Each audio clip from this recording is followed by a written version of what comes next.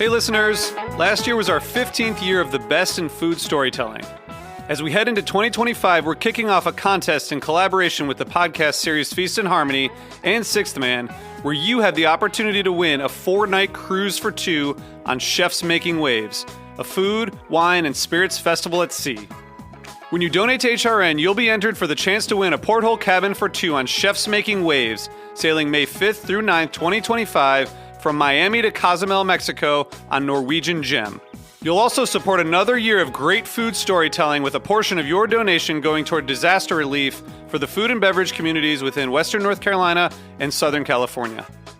This cruise is a once-in-a-lifetime opportunity for culinary adventurers, featuring top celebrity chefs including Jonathan Waxman, Antonio LaFaso, Robert Irvine, and many, many more. There's a myriad of experiences such as restaurant takeovers, live food and mixology demos, themed parties, and more. To enter your chance to win, please visit heritageradionetwork.org/cruise. Terms and conditions apply. You must be 21 or over to enter. That's heritageradionetwork.org/cruise. You're listening to Heritage Radio Network.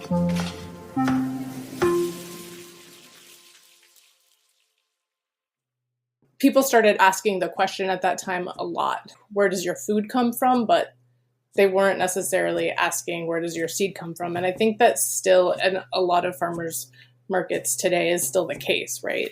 That it's like people are really interested in where the food comes from, but not where the seed comes from. Do you remember the last time you bought a package of seeds? Many of us have seen those beautiful racks of seed packets at the hardware store, promising us juicy tomatoes and crispy lettuce. Seed breeders like Sarah Klieger, who you heard from at the top of the episode, are to thank for those. And you can definitely grow food from those seeds. But you might be asking yourself why your friend in California always gets better, sweeter tomatoes, or how the same seed that you planted in your garden gives your mom big, beautiful heads of romaine in hers, but barely gives you one salad. Maybe it's that mythical green thumb. Or maybe it's something more. In today's episode, we'll be opening up some of those seed packets and finding out where they really come from and what their future holds. I'm Taylor Early, and this is Meat and 3 on HRN. Meat and 3. Meat and 3. Meat and 3. One meat, 3 sides. Food, news, and storytelling. A square meal for your ears. Meat and 3.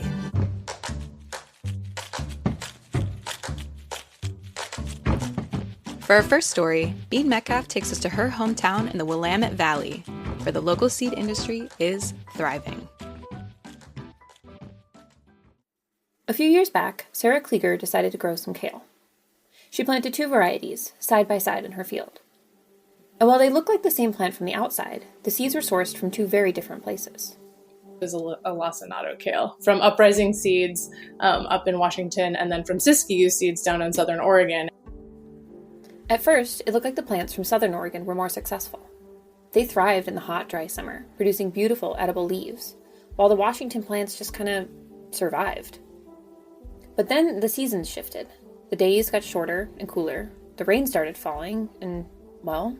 The one from Southern Oregon drowned in our field, and the one from Washington just, charged it right through the winter and wound up providing a lot more food.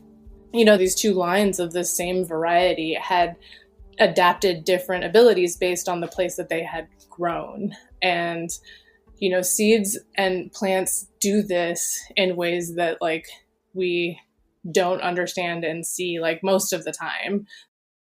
You or I may not see it most of the time, but this is what Sarah does for a living. She is the co-founder of Adaptive Seeds, a Farm Direct certified organic seed company based outside of Sweet Home, Oregon. While seed farming might sound idyllic and peaceful, it's an industry subject to the same monopolistic practices that plague the rest of the food industry. This is concerning for a variety of reasons, but most vital in my mind is the impact that this has on food resiliency. There has been a distinct shift in farming to growing genetically identical, high-yielding monocrops. With the lack of biodiversity comes an increased risk of mass crop failure, widespread disease, and genetic erosion. But luckily, local growers are fighting back in the most organic way possible. Meet Michaela Hammer, the owner of Humming Bee Nursery. If you're growing plants and looking through seed catalogs for things to grow, a lot of the choices that you have for varieties to grow have been bred in the Midwest, on the East Coast, and they might be really good varieties and they might perform well here. But if you get a variety that was actually bred here in the Pacific Northwest, or better yet, the Willamette Valley, those plants are going to do better and grow better for people. They're going to produce better. They're going to resist disease, be better adapted to our climate. People like Michaela are working from the literal ground up to provide organic, locally adapted varieties of plants to her community. Because the quality and success of any plant starts way before you harvest its fruits or flowers. It starts with the seeds and the soil. We're using compost and adding mycorrhizal fungi to it, and then also adding fertilizer to the soil. And so the soil itself is biologically active. And so in some ways, when you plant an organic start that's grown in that way, you're inoculating your garden soil with all of that too. The resilience of plants and their ability to produce food or flowers comes not just from seed variety, but from the health and quality of the soil.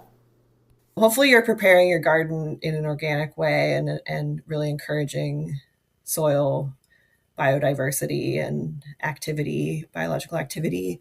But even if you're not, by putting our soil in the ground with your plants, hopefully you're kind of inoculating the soil with more beneficial bacteria and nematodes and fungi and all the things that make soil alive.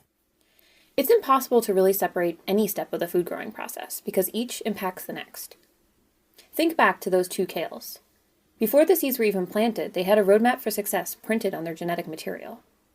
One preferred warm, dry climates, and the other thrived in cool, wet weather. Our world is changing, and our food systems will have to change with it. So the question becomes, what does that change look like?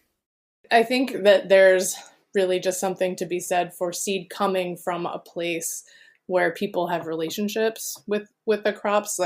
At Adaptive Seeds, we're planting the crops. We do mostly hand cultivation. We're out there with stirrup hose. Everything gets weeded 3 times. We're looking at our crops all the time, looking for what excels and taking out things that are sick or might be off types.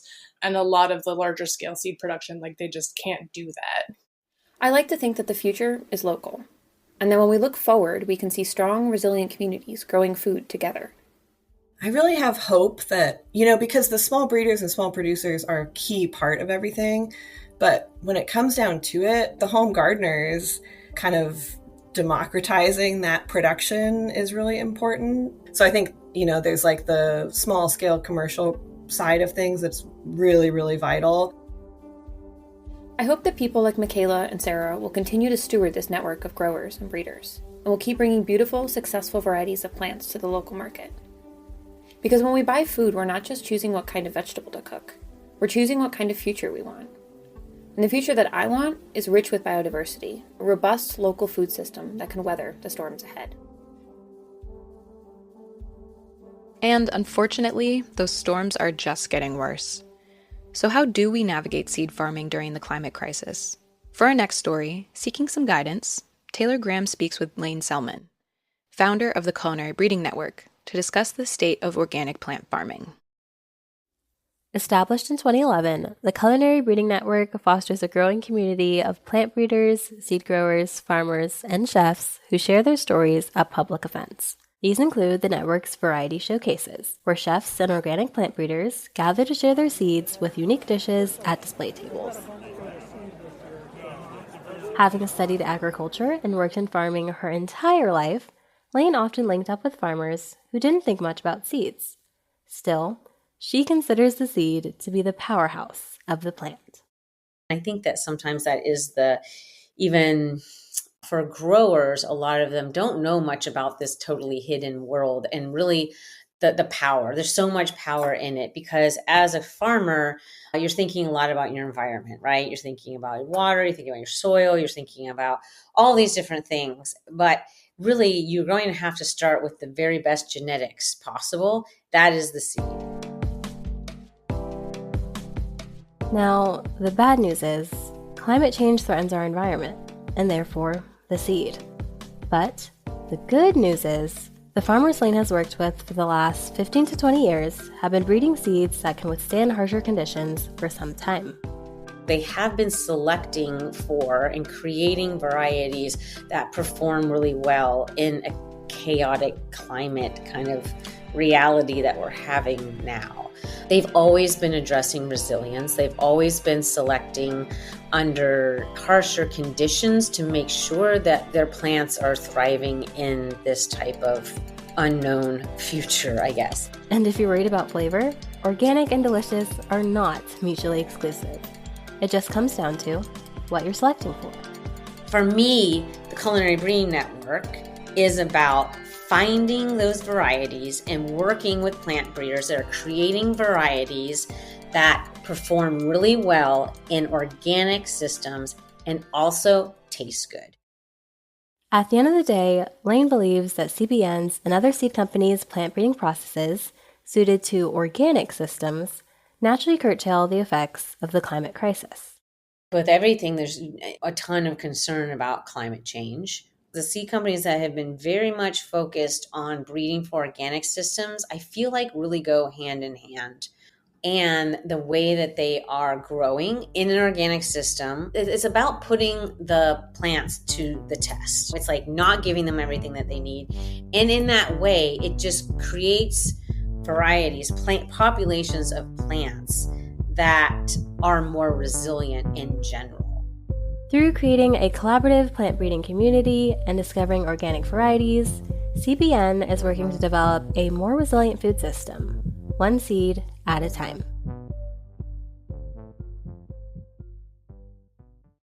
We'll be sowing more seeds on Meat and 3 after a brief break.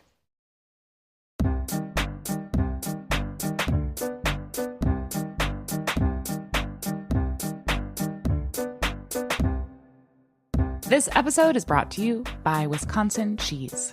Wisconsin, the state of cheese, makes half of the nation's specialty cheese and wins more awards than any other state or country. Our heritage and traditions, master cheesemaker program, and the American propensity for innovation all put Wisconsin on the cutting edge of cheesemaking. With over 600 varieties of cheese to choose from and 5,500 national and international awards and counting, get ready to turn your refrigerator into a trophy case. Enjoying a Wisconsin cheese is basically like winning a gold medal in culinary achievement. Set your mind at cheese. When you bite into a wedge of Wisconsin Wonderful, you know it is made with the ultimate skill and passion possible. Find your next favorite cheese at wisconsincheese.com.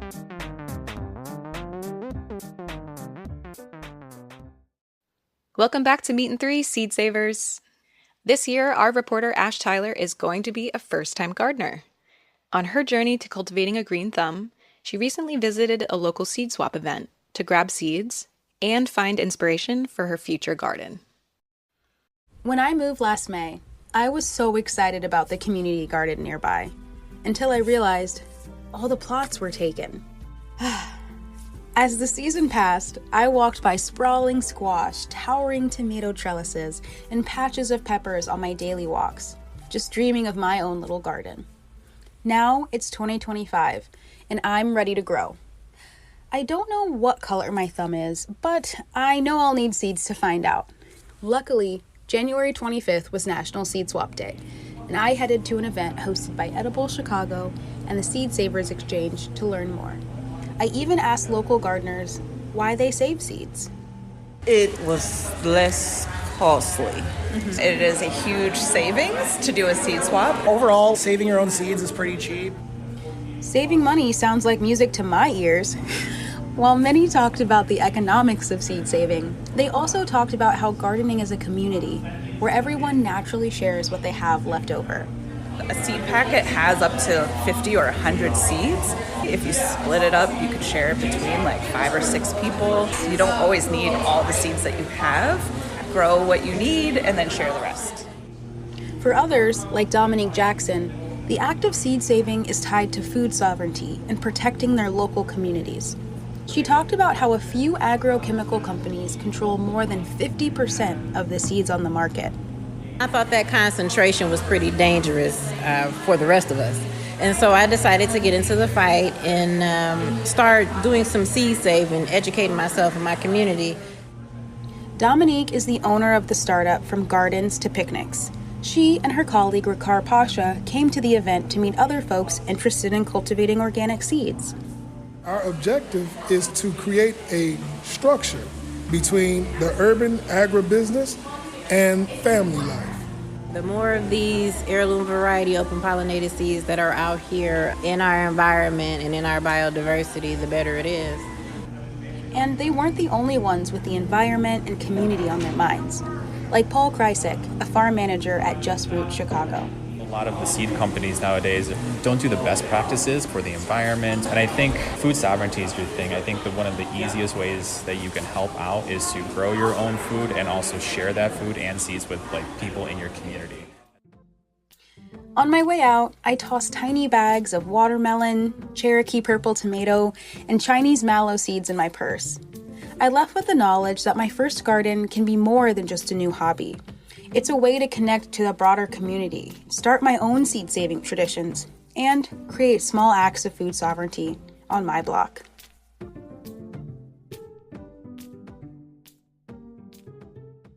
So, maybe you got your seeds from a seed swap, the hardware store, or even your local plant nursery.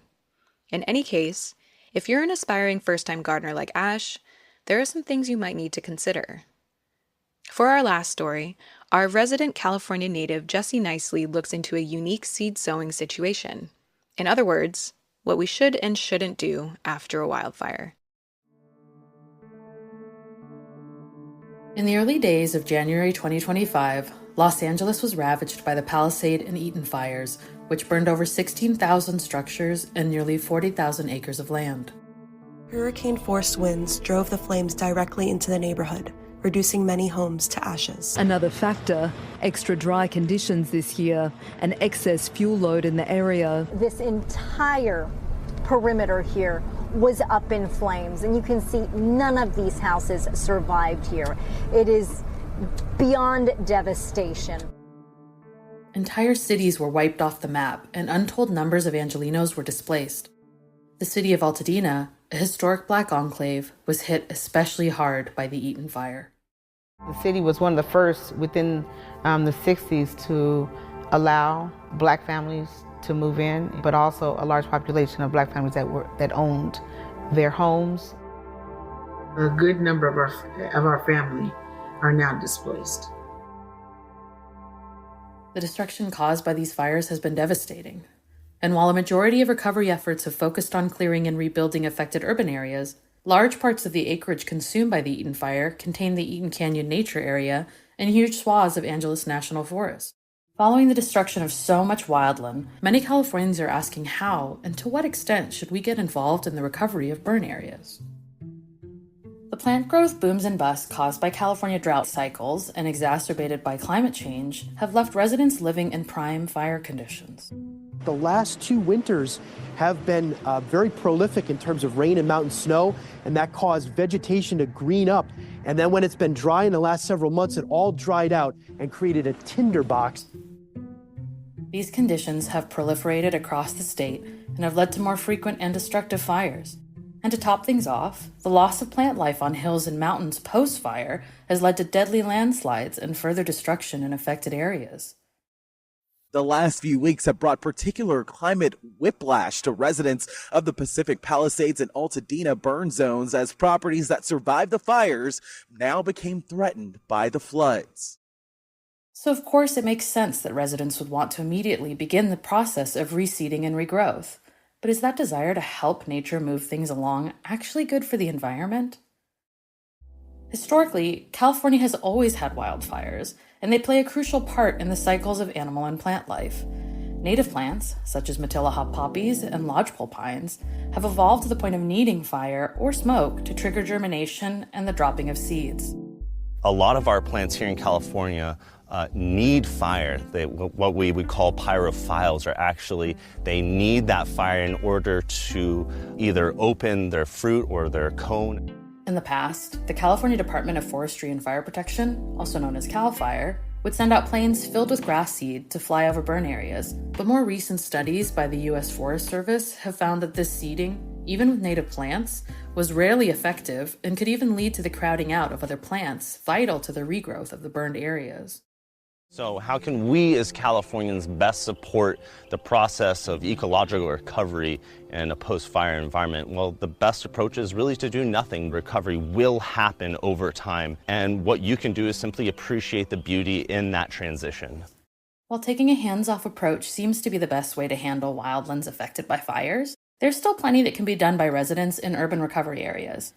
In the aftermath of a fire, the California Natural Plant Society's Fire Recovery Guide recommends taking this as a chance to invest in restorative and defensive landscaping. This ranges from creating an ember-resistant zone by moving all combustibles at least 5 feet away from homes to maintaining a drought-resistant garden. Hydrated and well-maintained native foliage is going to be slower to ignite and burn. Smartly chosen plants, well-spaced and placed, can actually be protective in the landscape. The use of native seeds and plants creates a garden equipped for the extreme cycles of California weather while also sustaining critical local ecosystems. Often the same plants that can protect homes during fire also help support native pollinators and other species. The restoration process for Altadena and the Palisades will likely be a years-long effort, but eventually, through the work of the community and local ecologists, these cities will return, along with the natural beauty that drew so many to them in the first place.